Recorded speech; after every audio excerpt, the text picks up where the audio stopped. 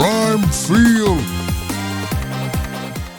What if I told you UConn can be the preseason #1 team and still be one portal miss away from getting bullied out of the title game again? Because that is exactly where Geno Auriemma is right now. Azzi Fudd is gone, Serah Williams is gone, Caroline Ducharme is gone, and after that Final Four loss to South Carolina 62-48, the warning lights are flashing. UConn was elite all season, 38-1, dominant in the Big East, top tier on both ends. But when the floor shrunk and the rebounds got violent, the cracks showed. So here's the debate. Does Geno trust development? Or does he attack the portal and fix the two spots that could decide the entire 2026-27 season? And yes, I think there are two positions he absolutely has to fix right now. Today we're breaking down the biggest roster dilemma in women's college hoops. Why UConn's title hopes come down to landing one dominant center and one high-gravity perimeter scorer in the portal. We'll talk Audi Crooks. We'll talk Taryn Barbot. We'll talk whether Jada Williams might actually be the better fit. And we'll get into the bigger question nobody wants to admit. Can Geno win the old school way anymore? Or does he have to play the portal game like everybody else? First the center spot, then the Fudd replacement, then the big debate fit versus philosophy. And stay to the end, because my prediction on what Geno does next might split this fan base in half.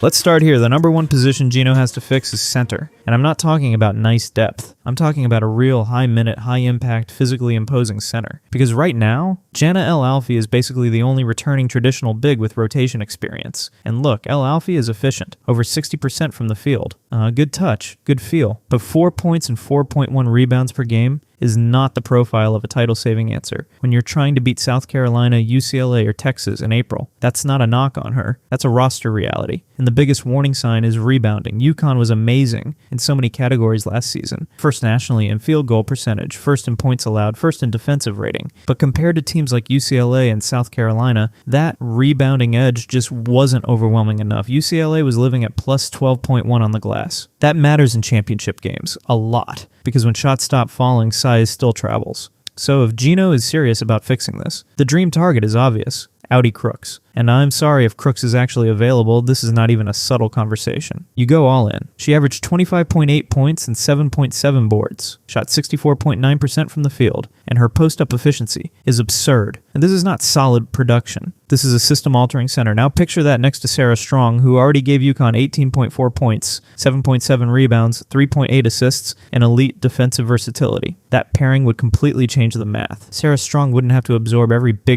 double, every bailout possession. She could roam more, help more, face up more, play freer. And offensively, Krooks would give UConn something they did not have consistently in the biggest moments. A true interior counterpunch. When teams load up on Strong, you throw it inside to Krooks and punish them. That's title-level basketball. Now here's the other side, because this is where the debate gets good. Is Krooks the best player available? Absolutely. Is she automatically the best fit? That's where it gets complicated. Defensively, there are questions. Can she hold up in UConn's system against fast, spaced-out lineups? Can Geno hide any defensive limitations without changing who UConn is? Because UConn's identity last season was not just good defense, it was the best defensive rating in the country. So if you add Krooks, you're not just adding a scorer, you're tweaking the whole machine. And that's why some people will argue Geno should go after more of a mobile interior forward type, somebody like a Nunu Agara profile, rather than a massive low-post star. But for me, that's thinking too small, because what beat UConn at the highest level was not a lack of scheme versatility. It was a lack of overwhelming size and reliable interior offense when the pressure hit. Krooks solves both. And if you've got Sarah Strong behind or beside her, plus a backcourt with experience, that's exactly the kind of support structure that can cover for defensive concerns. So yes, I get the fit-dead argument. I just think the upside is too ridiculous to pass up. If Geno can get Audi Crooks, he doesn't just patch a hole, he may create the most terrifying front court in the sport.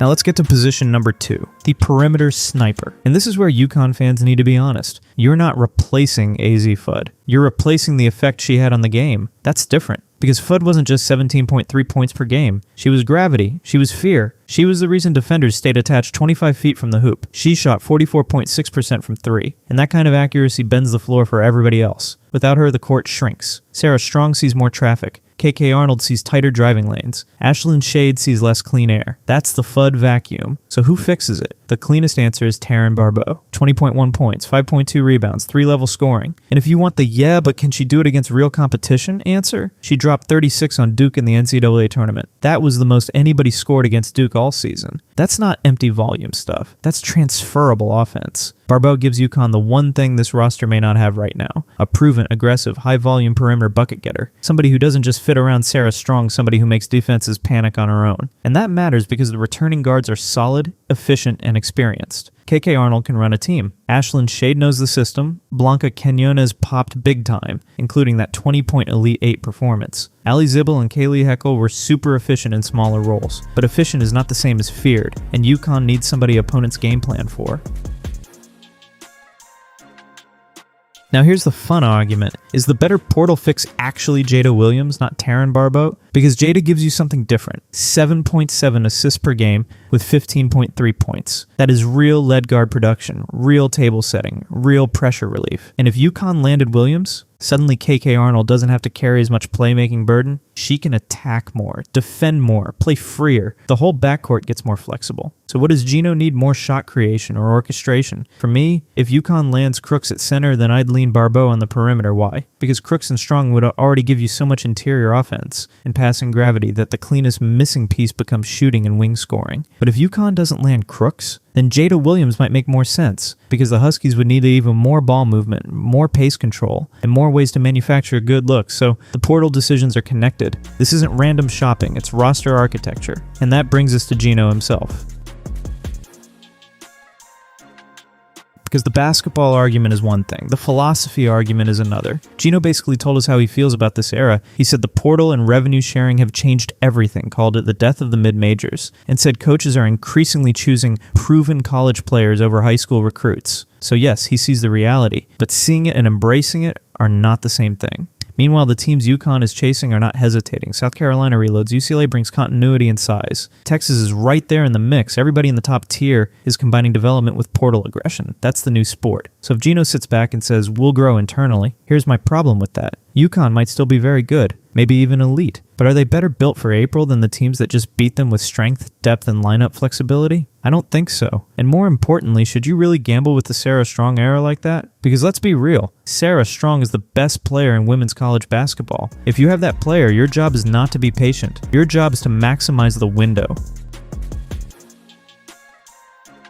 So here's my prediction. Geno has to take one massive portal swing at center. Has to. That is non-negotiable. If Audi Crooks is truly in play, UConn should treat that like a program defining a recruitment. And on the perimeter, I think they need a scorer more than a caretaker. I'd prioritize Taryn Barbot over Jada Williams, unless Geno decides he trusts Blanca Quinones to become that breakout shot maker right now. But here's the cliffhanger. I actually think Geno lands one of these fixes, not both. And if that happens, the next debate gets even bigger. Which weakness is more dangerous to leave unresolved? No dominant center or no Fudd-level gravity on the wing? That answer might decide whether UConn cuts down the nets or spends another offseason asking what went wrong.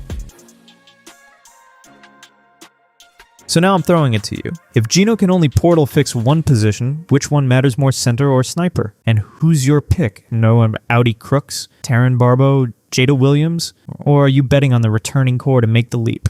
Drop your take in the comments, because I already know this one is going to split Huskies fans straight down the middle. Subscribe if you want more women's hoops breakdowns with real debate, real roster strategy, and zero boring takes. And hit the poll on your way out, because the portal is open, and Geno's next move could reshape the entire national title race. Prime Field